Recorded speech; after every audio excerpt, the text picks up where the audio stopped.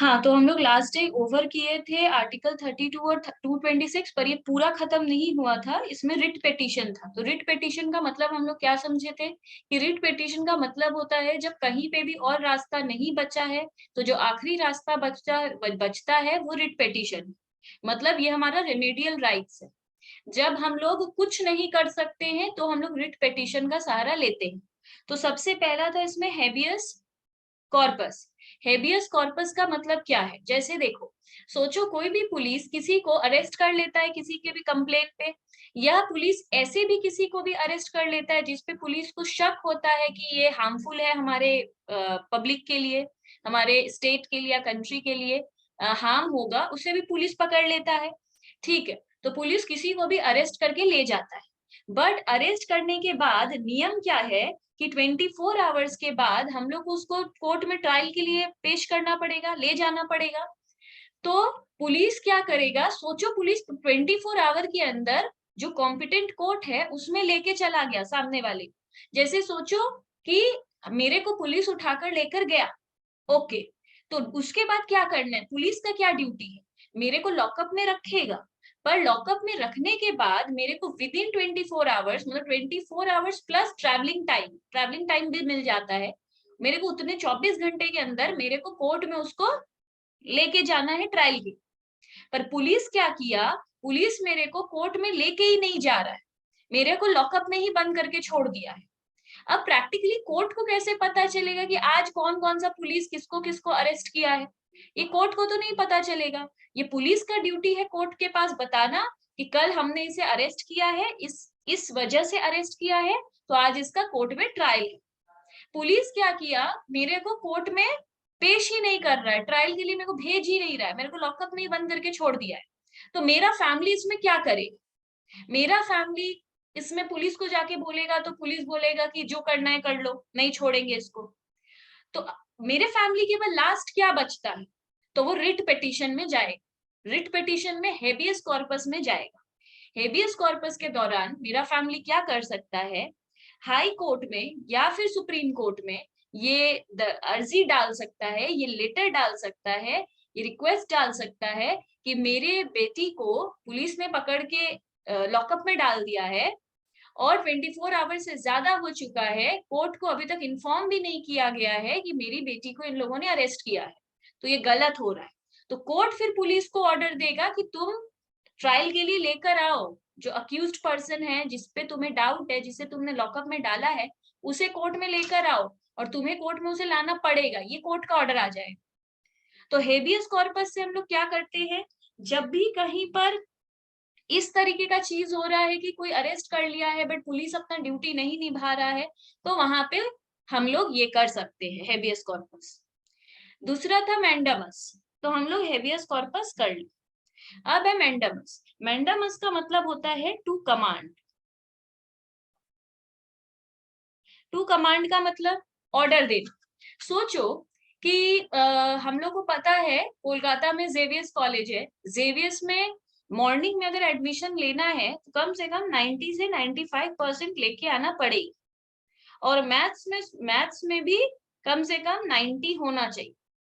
ऐसा जेवियर्स का मॉर्निंग का टर्म्स है कि जो स्टूडेंट इतना लाएगा वही उसी को एडमिशन मिलता है, और जो मैथ्स में 90 भी होना चाहिए।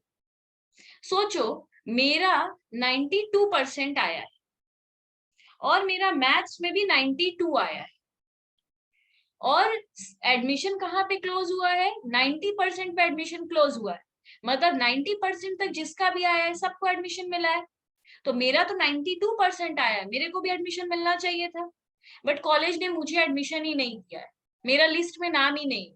हम जाके कॉलेज में बोल रहे हैं कि आप खुद ही सोचो सर, आपने 90% पे एडमिशन क्लोज किया है और मेरा 92% आया है, फिर भी आप मुझे एडमिशन नहीं दे रहे हो, और मेरा मैथ्स में भी 92 आया है और आपने मैथ्स में भी जिसका 90 तक नंबर है आपने उसे भी एडमिशन दिया है, तो मुझे एडमिशन क्यों नहीं दिया है?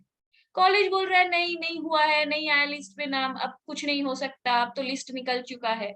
मैं बोल रही हूँ गलत हो रहा है मेरे साथ, तो मैं कहाँ जाऊँ? कॉलेज में अगर मेरा लिस्ट में नाम नहीं आया है और कॉलेज अथॉरिटी बोल रहा है कि नहीं होगा, अब जो करना है कर लो, तो मैं कहाँ जाऊंगी? तो मेरे पास कोई रास्ता नहीं है, हम रिट पिटीशन में जाएंगे। रिट पिटीशन में हम कोर्ट में डालेंगे कि देखिए मेरा ये नंबर है, कॉलेज ने इस परसेंट पे क्लोज किया है एडमिशन, तो फिर मेरा क्यों नहीं मुझे एडमिशन दिया? तो कोर्ट कॉलेज को ऑर्डर देगा कि तुम्हें इसे एडमिशन देना पड़ेगा। इसे कहते हैं मैंडामस। जब हम लोग को पुलिस के अगेंस्ट जाना होता है, किसी गवर्नमेंट इंस्टीट्यूशन के अगेंस्ट जाना होता है, तो हेबियस कॉर्पस। जब हमें किसी कॉलेज या इस तरीके के जगह पे जाना होता है जहां हमारे साथ गलत हो रहा है, उस तरीके की जगह पे जाने का मैंडामस। प्रोहिबिशन हम लोग पढ़ लिए थे। और सर्जरी प्रोहिबिशन क्या था? अगर हम जिस सिटी में है उसी सिटी में यश भी है, तो अगर यश और मेरे बीच झगड़ा होता है, यश को मेरे ऊपर केस करना है, तो उसको कोलकाता की ही कोर्ट में जाना चाहिए। वो चंडीगढ़ कोर्ट में चला गया। और तो हम ये बात कोर्ट में डाल सकते हैं कि ये केस वहां नहीं जाना चाहिए, क्योंकि हम भी इसी ज्यूरिसडिक्शन के हैं, यश भी कोलकाता ज्यूरिसडिक्शन का ही है। तो why the case will go to Chandigarh के कोर्ट? तो चंडीगढ़ कोर्ट में केस नहीं जाना चाहिए। ये हुआ प्रोविजन। भले मेरे को आ गया है, लेटर आ गया है, मेरे को नोटिस आ गया है, फिर भी हम उसके अगेंस्ट जाना चाहते हैं, तो ये है प्रोहिबिशन। अब सर्शियरी क्या था? सर्शियरी था कि हमको पता भी नहीं है कि ऐसा कुछ होता है, जिस ज्यूरिसडिक्शन के हम हैं उसी ज्यूरिसडिक्शन में यश भी है, तो केस भी यश को यही करना चाहिए था। मेरे को ये बात का जानकारी नहीं। हम 6 महीने तक चंडीगढ़ जा जाके केस लड़ भी लिए और हम हार भी गए। मेरे लिए सजा भी आ गया है कि मेरे को 1 लाख रुपया फाइन देना पड़ेगा। तो अब मेरे को 7 दिन का टाइम दिया गया है। अब मेरे को ईशा बता रही है कि मैम आप तो पहले ही प्रोहिबिशन कर सकते थे, आप तो पहले रिट पिटीशन डाल सकते थे प्रोहिबिशन का। पर ठीक है, चलिए, आपको पता नहीं था, आप एक काम करिए, अब आप इसको खारिज करवा दीजिए, अब आप इसको नल एंड वॉइड करा दीजिए। हमने कैसे ऐसे हो सकता है? वो बोलेगी हाँ, जजमेंट के बाद भी आपके अगेंस्ट केस आ चुका है, फिर भी आप अभी भी कोर्ट में डाल सकते हैं रिट पिटीशन। रिट पिटीशन किस चीज वाला? सर्जरी वाला। कि आप वो कोर्ट कॉम्पिटेंट ही नहीं था हमारे केस के लिए, फिर भी उसने हमारा केस ले लिया और मेरे अगेंस्ट फैसला भी सुना दिया है, तो वो कोर्ट के अगेंस्ट आप कर दो। तो यश को अपना केस मतलब फिर से न्यू से करना पड़ेगा, वो केस नल एंड वॉइड हो जाएगा। लास्ट में आते हैं क्वो वारंटो। क्वो वारंटो क्या होता है? देखो, जब सोचो कि हम एक कॉलेज में गए एडमिशन के लिए, तो वहां का प्रिंसिपल मेरे से पूछा तुम्हारा नाम क्या है? हम उसको बोले मेरा नाम निक्की है। वो बोला स्पेलिंग, हम बोले NIKI। वो लिख नहीं पा रहा है, NI फिर के लिख नहीं पा रहा है, डबल के समझ नहीं रहा है। वो मेरे को फॉर्म दिया, बोला आप खुद ही भर लीजिए। हमको अजीब सा डाउट हुआ कि भाई ये इतना बड़े कॉलेज का प्रिंसिपल है, इसको मेरा स्पेलिंग लिखना नहीं आ रहा है, हम अल्फाबेट डिक्टेट कर रहे हैं फिर भी ये लिख नहीं पा रहा है, और ये प्रिंसिपल है कॉलेज का। हमको उसके पोजीशन का डाउट है, हमको लगता है कि ये प्रिंसिपल है ही नहीं। हमको किसी के पोजीशन का डाउट हो रहा है, किसी के पावर का डाउट हो रहा है। हम लोग को बहुत बार लगता है कि इतना बड़े जगह का ये आदमी है, इसको ये नहीं आता, ये हम सही आदमी के पास आए हैं ना, ये सही आदमी, ये जो चेयर में बैठा है प्रिंसिपल ही है ना, ऐसा तो नहीं है कि स्टाफ ये सबको बैठा के चला गया है प्रिंसिपल। हमको अगर कुछ ऐसा डाउट है तो हम रिट पिटीशन फाइल कर सकते हैं, ये बोलकर कि हम जो चेयर में, जो पावर में, पोजीशन में बैठा हुआ आदमी है, वो पोजीशन उसका है ही नहीं। हम वो इस चीज पे अगर डाउट है किसी के पोजीशन पे, तो हम क्वो वारंटो में जाएंगे। अब एक चीज और काम का बता दे। अब क्वेश्चन है हम कब हाई कोर्ट जाएंगे, कब सुप्रीम कोर्ट जाएंगे, मतलब कब हमको हाई कोर्ट जाना चाहिए, कब सुप्रीम कोर्ट जाना चाहिए। तो एक बात बता दे, अगर मेरा फंडामेंटल राइट वायोलेट हो रहा है, अगर कोई भी ऐसा केस है जिससे मेरा फंडामेंटल राइट वायोलेट हो रहा है, या फिर और किसी भी तरीके का राइट वायोलेट हो रहा है, तब हम जाएंगे हाई कोर्ट। और अगर मेरा फंडामेंटल राइट वायोलेट हो रहा है, तब हम जाएंगे सुप्रीम कोर्ट। मतलब अगर मेरा फंडामेंटल राइट वायोलेट हो रहा है तो हम किसी भी कोर्ट में जा सकते हैं, हाई कोर्ट में भी, सुप्रीम कोर्ट में भी। अगर मेरा सिर्फ फंडामेंटल राइट वायोलेट हो रहा है तो हम दोनों में किसी में भी जा सकते हैं। पर फंडामेंटल राइट के साथ मेरा कुछ और भी राइट वायोलेट हो रहा है जो फंडामेंटल राइट नहीं है, पर कुछ और राइट है, कॉन्स्टिट्यूशनल राइट हो सकता है, जुडिशियरी राइट हो सकता है, मेरा और किसी भी तरीके का और भी राइट हो रहा है वायोलेट, तो हमको सिर्फ हाई कोर्ट जाना हो। मतलब अगर मेरा सिर्फ फंडामेंटल राइट वायोलेट हो रहा है तो हम दोनों में जा सकते हैं, हाई कोर्ट भी सुप्रीम कोर्ट भी। पर अगर मेरा फंडामेंटल राइट के साथ किसी और तरीके का राइट भी वायोलेट हो रहा है तो हम हाई कोर्ट ही जाएंगे। तो ये चीज को थोड़ा याद रखना है। तो सरसरी का मतलब याद रखो, टू क्वैश एन ऑर्डर, किसी ऑर्डर को खराब कर देना, क्वैश कर देना। ठीक है, तो यहाँ पे ये बहुत इंपॉर्टेंट आर्टिकल है, इस आर्टिकल को याद रखना है। ये जो आर्टिकल है इसके बगल में हम लिख दे रहे हैं वेरी इंपॉर्टेंट, रिट पिटीशन से क्वेश्चन आने का चांसेस बहुत ज्यादा है। इसके बाद हम लोग पढ़ेंगे अभी आर्टिकल 37 से आर्टिकल 51। ये पूरे इस आर्टिकल में क्या बात लिखा हुआ है, directive principles of state policy. देखो, अगर हम लोग के लिए फंडामेंटल राइट्स है ना, तो स्टेट के लिए, स्टेट मतलब गवर्नमेंट, गवर्नमेंट के लिए डायरेक्टिव प्रिंसिपल्स है। जैसे नॉर्मल सिटीजन्स के लिए फंडामेंटल राइट्स बना है, वैसे गवर्नमेंट के लिए डायरेक्टिव प्रिंसिपल्स बना है। ये डायरेक्टिव प्रिंसिपल्स कहाँ लिखा है, पार्ट 4 में लिखा हुआ है, याद रखना होगा, पार्ट 4 में लिखा हुआ।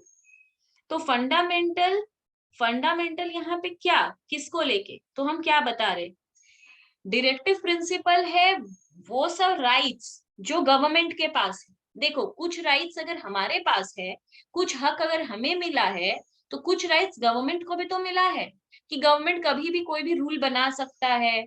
गवर्नमेंट, सेंट्रल गवर्नमेंट है, स्टेट गवर्नमेंट है, यूनियन गवर्नमेंट है, इस तरह करके कोई बहुत सारा राइट्स गवर्नमेंट के पास भी है, गवर्नमेंट के पास भी कुछ पावर्स है। तो अब क्वेश्चन ये है कि जो डायरेक्टिव प्रिंसिपल्स है, सोचो गवर्नमेंट कोई प्रिंसिपल्स बनाया, कोई रूल बनाया, क्योंकि गवर्नमेंट के पास पावर है, राइट है, वो एक रूल बनाया, बट वो हमारे फंडामेंटल प्रिंसिपल के साथ एडजस्ट नहीं कर पा रहा है, कोलाइड कर रहा है, टकरा रहा है। मतलब अगर ये डायरेक्टिव प्रिंसिपल बना तो हमारा एक फंडामेंटल राइट को तकलीफ होगा, ब्रेक होगा, वायोलेट होगा। तो क्वेश्चन ये है कि वहां पे कौन जीतेगा, डायरेक्टिव प्रिंसिपल या फिर फंडामेंटल राइट्स। तो हमें एक बात याद रखना है, डायरेक्टिव प्रिंसिपल क्या है, ये प्रिस्क्राइब गोल है। गवर्नमेंट को लगता है कि ऐसा होगा, कुछ अच्छा होगा, कुछ गोल बनाता है, तो वो उसको डायरेक्टिव प्रिंसिपल्स में डाल देता है। गवर्नमेंट कुछ अचीव करना चाहता है तो रूल बनाता है। पर फंडामेंटल राइट क्या है, फंडामेंटल राइट है मीन्स टू अचीव सच गोल। और फंडामेंटल राइट हमें वो गोल कैसे अचीव करना है ये बताता है, ये सिर्फ गोल बनाता है। फंडामेंटल राइट्स हमें सिखाता है कि कैसे हम अपने गोल्स को अचीव कर सकते हैं। तो याद क्या रखना है, दोनों में अगर कोलाइड होगा, दोनों टकराएगा, तो कौन जीतेगा, फंडामेंटल राइट। क्योंकि हम शुरू से बोल रहे हैं फंडामेंटल राइट सुप्रीम पावर है, हमारे कॉन्स्टिट्यूशन का सुप्रीम पावर है फंडामेंटल राइट्स। तो फंडामेंटल राइट्स हमेशा जीतेगा, जब भी कहीं पर लड़ाई होगा, आर्ग्यूमेंट होगा दोनों के बीच में, वर्सेस करे तो always fundamental rights will win. तो हमेशा फंडामेंटल राइट क्यों जीतेगा, क्योंकि फंडामेंटल राइट के बारे में है दे आर सुप्रीम, ये सुप्रीम है, सबसे ऊपर इसको रखा गया हमारे फंडामेंटल राइट को। और डीपी क्या है, डीपी आर सब्सिडियरी, डीपी इसके नीचे है, गवर्नमेंट की राइट को नीचे रखा गया है, पब्लिक के राइट को ऊपर रखा गया है। डीपी मतलब डायरेक्टिव प्रिंसिपल कैनॉट ओवरराइड, मतलब फंडामेंटल राइट को क्रॉस करके आगे नहीं जा सकता है। ठीक है, फिर तो अगर डीपी, अगर कहीं पर डायरेक्टिव प्रिंसिपल अगर इनकंसिस्टेंट है विथ फंडामेंटल राइट, मैच नहीं कर रहा है अगर डायरेक्टिव प्रिंसिपल फंडामेंटल राइट के साथ, तो डायरेक्टिव प्रिंसिपल को वॉइड बोल देंगे। तो डायरेक्टिव प्रिंसिपल को वॉइड, डायरेक्टिव प्रिंसिपल गवर्नमेंट को हटाना पड़ेगा। तो क्या इसमें बताया गया है इस आर्टिकल में, पूरा 37 से लेके 51 तक में सिर्फ डायरेक्टिव प्रिंसिपल को लेके बात हुआ है स्टेट का। तो इतना याद रखना है। फिर आर्टिकल 51A, इसमें हमारा फंडामेंटल ड्यूटीज को लेके बात किया गया है, फंडामेंटल ड्यूटीज। ठीक है, फंडामेंटल ड्यूटीज कोर्ट में अनएनफोर्सेबल है, याद रखना, फंडामेंटल ड्यूटीज अनफोर्सिएबल है इन कोर्ट। किसी के ऊपर भी केस नहीं कर सकते अगर कोई अपना फंडामेंटल ड्यूटी नहीं निभाता है। तो फंडामेंटल ड्यूटी अगर कोई नहीं निभाता है तो उसको कोर्ट में लेकर उसके ऊपर केस नहीं कर सकते। हमारा फंडामेंटल ड्यूटी क्या है?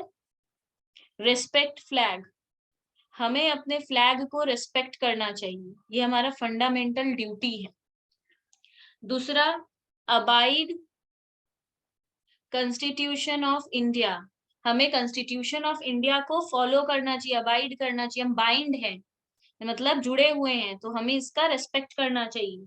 तीसरा क्या है? डिफेंड कंट्री, हमें अपने कंट्री को ऑलवेज बचाना चाहिए। ये बचाने का मतलब ये नहीं है कि मारपीट करने लग गए, वो बॉर्डर पे जाके लड़ने लगे। हम सब का ड्यूटी है कंट्री को डिफेंड करना। जैसे अगर सोचो कि हम लोगों का एक बाहर का फ्रेंड है, सोचो हम लोग का एक ब्रिटिशर फ्रेंड है या अमेरिकन फ्रेंड है, वो हम लोग के बोल रहा है कि इंडिया तो एकदम बेकार कंट्री है, इंडिया में तो ये होता है वो होता है, देखो हमारे यहाँ क्या क्या होता है, फ्रांस में क्या होता है, स्वीडन में क्या होता है, वो हमें नीचा दिखा रहा है। तो हमें अपने कंट्री की तरफ से उससे लड़ना चाहिए कि ऐसा कुछ नहीं है, हमारा कंट्री में ये चीज है। जैसे एक पिक्चर आया था नमस्ते लंदन, नमस्ते लंदन में एक सीन दिखाया था जिसमें ये फंडामेंटल ड्यूटीज निभाते हुए दिखाया था। शिप में रहता है, कटरीना कैफ को एक ब्रिटिशर इंसल्ट कर रहा होता है इंडिया को लेके, तो फिर वहां पे अक्षय कुमार आगे आता है और आकर बोलता है कि इंडिया के लिए बहुत कुछ बताता है। वो हिंदी में बोलता है, कटरीना कैफ उसको इंग्लिश में ट्रांसलेट कर रही होती है। तो ये वाला सीन अगर याद है तो वहां पे वो फंडामेंटल ड्यूटी निभा रहा होता है, अपनी कंट्री को डिफेंड करता है, वहां पे लड़ता नहीं है, वो जवाब देता है इंडिया की तरफ से कि इंडिया में ये चीज होता है, इतने लैंग्वेज है, इंडिया में इतना कुछ है, आपके पास है क्या? तो the thing is we should defend our country. अपने ही कंट्री का हम लोग खुद बैठ के बुराई कर रहे हैं अगर, या दूसरे बुराई कर रहे हैं, हम लोग चुपचाप सुन रहे हैं, तो हम लोग अपना फंडामेंटल ड्यूटी नहीं निभा रहे हैं। पर ऐसा नहीं है कि हमें फिर कोर्ट में लेके जाया जाएगा, ये अनएनफोर्सेबल है, किसी तरीके का केस नहीं होगा, बट ये खराब बात है। फोर्थ क्या है? वैल्यू आवर हेरिटेज, अपना हेरिटेज का ऑलवेज ये करो। हेरिटेज क्या है? हमारा हमारा प्रथा। जैसे कि आज भी साड़ी, लड़कियां आज जितनी भी मॉडर्न हो जाए, आज भी हम लोग जब पूजा होता है घर में या मंदिर जाते हैं तो साड़ी या सलवार सूट या लहंगा पहनते हैं, नहीं कि स्कर्ट पहन के चल गए या शॉर्ट ड्रेस पहन के चले गए। तो ऐसा नहीं है कि मना है, देखो मंदिर में स्कर्ट पहन के जाओ या ऑफ शोल्डर पहन कर जाओ, मना कुछ नहीं है, वो घुसने देंगे मंदिर में। बट ये हमारा फंडामेंटल ड्यूटी है कि अपने हेरिटेज का, हमारा जो हेरिटेज है, हमारा जो कल्चर है, ट्रेडिशन है, उसको कहीं ना कहीं जिंदा रखना चाहिए, वैल्यू करना चाहिए। खुद ही इंडियन होके बोल रहे हैं जो साड़ी पहनती है वो गवार होती है, जो सूट पहनती है वो गवार है, इलिटरेट है, मॉडर्न कपड़ा पहनना चाहिए, ये सब अगर कर रहे हैं तो हम अपने हेरिटेज को ही वैल्यू नहीं करते। तो लड़के आज भी पूजा होता है तो कुर्ता पजामा पहनते हैं, धोती पहनते हैं, तो दिस सिंबलाइज कि आज भी हम अपने हेरिटेज का वैल्यू करते हैं। फिफ्थ क्या है? फिफ्थ है प्रोमोट हार्मनी, वही शांति बनाए रखो। प्रोमोट हार्मनी मतलब तालमेल बनाए रखो, लड़ाई झगड़ा मत करो। सिक्स में क्या है? No derogatory practice against women.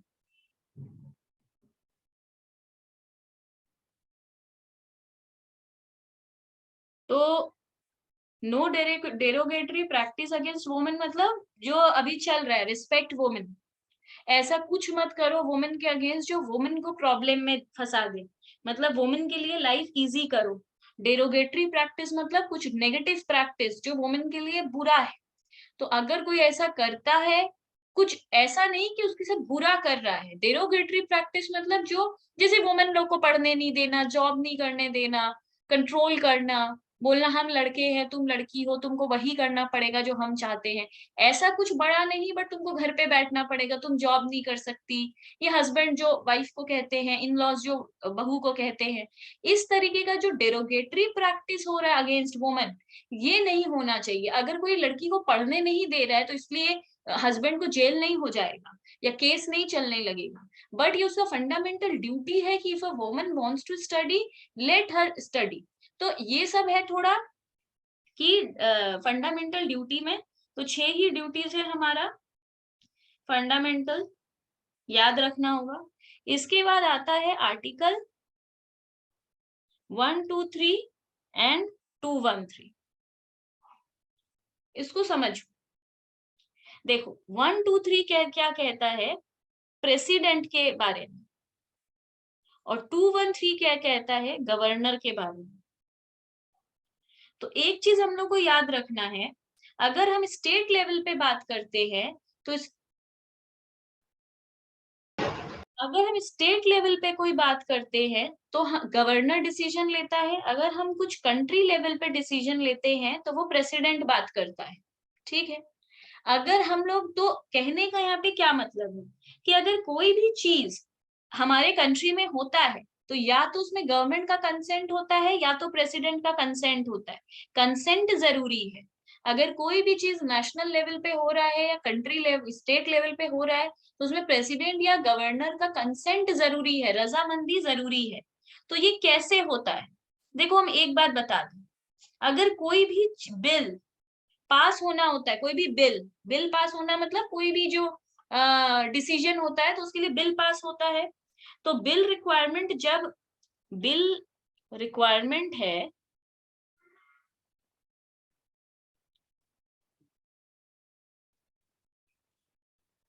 हाँ, कोई भी अगर बिल रिक्वायरमेंट है कि बिल पास करना है, तो हम लोग क्या करते हैं। बेसिकली एक बात बता दे, इस आर्टिकल में है क्या, ऑर्डिनेंस मेकिंग पावर। ये आर्टिकल है ऑर्डिनेंस मेकिंग पावर के ऊपर। तो कोई भी तरीके का अगर बिल पास होना होता है तो उसको 6 वीक के अंदर पास हो जाना चाहिए, अप्रूव हो जाना चाहिए। विद इन 6 वीक उसको अप्रूव हो जाना चाहिए। देखो एक चीज बताते हैं, जब भी कोई ऑर्डिनेंस पास होता है ना, जब भी कोई ऑर्डिनेंस पास होता है, ऑर्डिनेंस तभी पास होता है जिस टाइम पे कोई सेशन ना चल रहा हो, when no session was there. एक बात याद रखो, हम लोग का 3 सेशन चलता है, हम लोग का 3 सेशन चलता है। पहला बजट के लिए सेशन, दूसरा तो ये जो चलता है ये फेब से मई चलता है, दूसरा एक और चलता है जुलाई से सितंबर, और तीसरा ये थोड़ा मॉनसून के टाइम पे होता है, और एक विंटर के टाइम पे सेशन चलता है। विंटर के टाइम पे जो चलता है वो नवंबर से दिसंबर। हम लोग का 3 टाइम पे सेशन चल रहा होता है। ये सेशन है, 3 बार सेशन चलता है, पूरा फेब मार्च अप्रैल मई 4 महीना, इधर जुलाई अगस्त सितंबर, इधर नवंबर दिसंबर। ठीक है। तो जनवरी में कोई सेशन नहीं चलता है, जून में कोई सेशन नहीं चल रहा होता है, ये सब टाइम पे खाली रहता है। तो जब भी कोई रूल पास करना है, जब भी कुछ भी चीज पास करना है, किसी चीज का अप्रूवल चाहिए, तो वो इस खाली टाइम में, जब कोई सेशन ना चल रहा हो, तो अप्रूव्ड इस टाइम पे तो हम लोग तो रिक्वेस्ट डालेंगे। वो पास कब तक हो जाना चाहिए, अप्रूव्ड इन 6 वीक। कोई भी बात है तो इस सेशन में ही तो रिक्वेस्ट डालेंगे।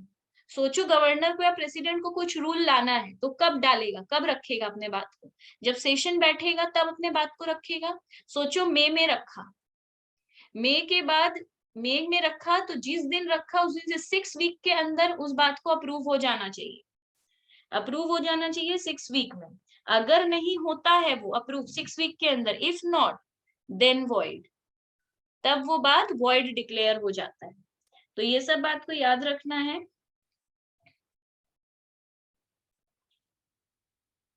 अच्छा, यहाँ पे हम लोग का आर्टिकल क्या है, आर्टिकल 141 और आर्टिकल 225। ये वाला आर्टिकल किस कोर्ट के लिए है, सुप्रीम कोर्ट के लिए है। 225 आर्टिकल हाई कोर्ट के लिए है। तो याद रखना है किस कोर्ट के लिए कौन सा आर्टिकल है। अच्छा, तो इसमें हम लोग को क्या बोल रहा है, इसमें बोल रहा है इस आर्टिकल में बाइंडिंग अथॉरिटीज ऑफ कोर्ट। इसका मतलब क्या है, हम लोग कोर्ट से कोर्ट कितना बाइंडिंग है, मतलब मानना पड़ेगा। देखो, हाई कोर्ट अगर कोई डिसीजन देता है तो वो सुप्रीम कोर्ट को मानना पड़ेगा, ऐसा कुछ नहीं है। सुप्रीम कोर्ट उसको नहीं भी मानेगा तो चलेगा, क्योंकि हाई कोर्ट जूनियर है, सुप्रीम कोर्ट सीनियर है। पर अगर सुप्रीम कोर्ट कोई रूल निकाल देगा तो वो हाई कोर्ट को मानना पड़ेगा, क्योंकि हाई कोर्ट के पास अथॉरिटी है, हाई हाई कोर्ट के पास बाइंडिंग है, इसको मानना पड़ेगा इस कोर्ट का बात। तो याद रखना, सुप्रीम कोर्ट अगर कोई डिसीजन निकालेगा तो पूरा इंडिया को मानना पड़ेगा, हाई कोर्ट को भी मानना पड़ेगा। और हाई कोर्ट कोई डिसीजन निकालता है तो वो उसी के ज्यूरिसडिक्शन तक मानना कंपलसरी है, उसके अलावा कोई नहीं भी मानेगा तो चलेगा। तो ऐसा क्या एग्जाम्पल ले सकते हैं, एक एग्जाम्पल ले सकते हैं, सुप्रीम कोर्ट एक रूल निकाला था, नेशनल एंथम इन थिएटर्स। हम लोग देखते हैं बहुत बार मूवी शुरू होने के पहले जन गण मन बजता है, तो ये बजाना पड़ेगा, ऐसा कौन निकाला था, ऐसा सुप्रीम कोर्ट निकाला था कि कोई भी मूवी शुरू होने के पहले नेशनल एंथम बजाना जरूरी है। तो मतलब लोगों को ये बात बहुत वियर्ड लगा और बजने भी लगा था, हम लोग जानते हैं बजने लगा था, लोग मूवी शुरू होने के पहले हम लोग को खड़े होना पड़ता था।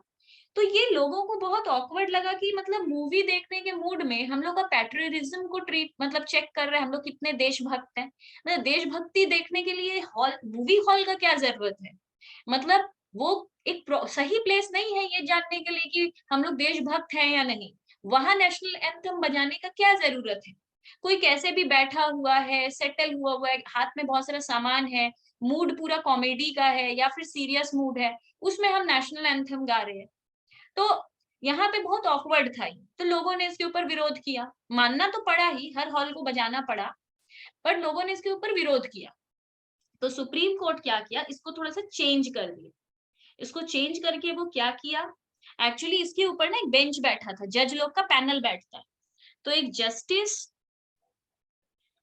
दीपक मिश्रा, ये जो थे, इन्होंने क्या किया, पहले हम लोग का जो ये लाइन था ना सुप्रीम कोर्ट का, उसमें था शैल प्ले, बजाना पड़ेगा। जस्टिस दीपक मिश्रा ने क्या किया, इन्होंने थोड़ा सा कोर्ट मॉडिफाइड ऑर्डर, जस्टिस दीपक मिश्रा ने इसे बस थोड़ा सा मॉडिफाई कर दिया इस ऑर्डर को, उन्होंने शैल को काट के उसके जगह मे प्ले लगा दी। मतलब अब जिस हॉल को मन है वो बजाओ, जिसको मन नहीं है वो मत बजाओ। मे, सिर्फ शैल को चेंज करके मे लगा दी कि जिसको लगता है प्ले करना चाहिए वो प्ले करो। तो इन्होंने सिर्फ यही चेंजेस ये लेकर आए, ठीक है। तो इसमें यही है। और एक चीज और, इन्होंने जस्टिस दीपक मिश्रा ने और एक लाइन लिखा है, cinema hall is not suitable, इन्होंने ये स्टेटमेंट दिया है, एक ही स्टेटमेंट दिया इन्होंने कि cinema hall is not a suitable place to check patriotism. Patriotism मतलब देशभक्ति। तो इन्होंने जस्टिस दीपक मिश्रा ने एक लाइन बोला है कि सिनेमा हॉल कोई सुइटेबल प्लेस नहीं है किसी का देशभक्ति चेक करने के लिए। तो ये बोलकर इन्होंने शैल को सिर्फ मे कर दिया। अब मे करते ही जिसको मन वो बजाओ, जिसको नहीं मतलब वो नहीं बजाओ। इसके बाद आता है आर्टिकल 246। आर्टिकल 246 में क्या बोला गया है, इस आर्टिकल का नाम है power of parliament to make laws on state list matters. देखो, रियल में पार्लियामेंट को स्टेट लिस्ट, देखो दो लिस्ट है ना, तीन लिस्ट है, हम लोग ये CS एंट्रेंस में पढ़े हैं, तीन लिस्ट है, एक स्टेट लिस्ट, एक होता है यूनियन लिस्ट, एक होता था कॉन्करेंट लिस्ट। तो स्टेट लिस्ट क्या होता है, हर स्टेट का अपना, देखो काम तो बांटा हुआ है, कौन सा कंट्री लेवल पे होगा, सेंट्रल से लिस्ट बनेगा जो पूरा कंट्री पे एप्लीकेबल होगा, और कुछ स्टेट लिस्ट है, जैसे वेस्ट बंगाल का सीएम को अपना रूल अपना दिया गया है, तुम अपना ये सब चीज पे डिसीजन ले सकते हो। तो कुछ स्टेट लिस्ट है जिसमें कंट्री पार्लियामेंट इंटरफेयर नहीं करेगा, स्टेट लिस्ट के ऊपर वो स्टेट का है, पार्लियामेंट उसके अंदर नहीं घुसेगा। पर पार्लियामेंट के पास ये पावर है कि वो स्टेट लिस्ट मैटर में घुस सकता है, उसके लिए भी कोई लॉ बना सकता है जब उसको लगेगा कि बनाना चाहिए। तो 5 चीज है जिसमें पार्लियामेंट स्टेट लिस्ट का मैटर में घुस जाएगा। 5 नाम याद रख लो। पहला है कॉन्स्टिट्यूशनल ब्रेकडाउन, अगर उसको लगा कि स्टेट लिस्ट में कुछ ऐसा डिसीजन दिया गया है जिससे हमारा कॉन्स्टिट्यूशन ब्रेक हो रहा है, तो पार्लियामेंट इंटरफेयर करेगा। दूसरा, डिस्प्यूट बिटवीन अ स्टेट, अगर दो स्टेट लड़ रहा है, जैसे बीच में क्या हुआ था, एक बहुत पुराना मैटर है, शायद 1991 का है, हमको ईयर ठीक से याद नहीं है, बहुत पहले का बात है। हम लोग का इंडिया में ना सिर्फ हरियाणा में और पंजाब में ही एग्रीकल्चर बहुत अच्छा होता था, बहुत अच्छा एग्रीकल्चर होता था इस 2 स्टेट में। तो पूरा इंडिया को ये लोग ही सप्लाई करता था, और इतना होता था कि इंडिया के बाद भी बच जाता था, तो हम लोग दूसरे कंट्री को एक्सपोर्ट कर देते थे, बाहर बाहर भी सेल कर देते थे। फिर एक बार बीच में ऐसा खराब हुआ सामान, चीज, वेदर, कि पंजाब में एग्रीकल्चर पूरा खराब हो गया, पंजाब का एग्रीकल्चर होने ही नहीं लगा।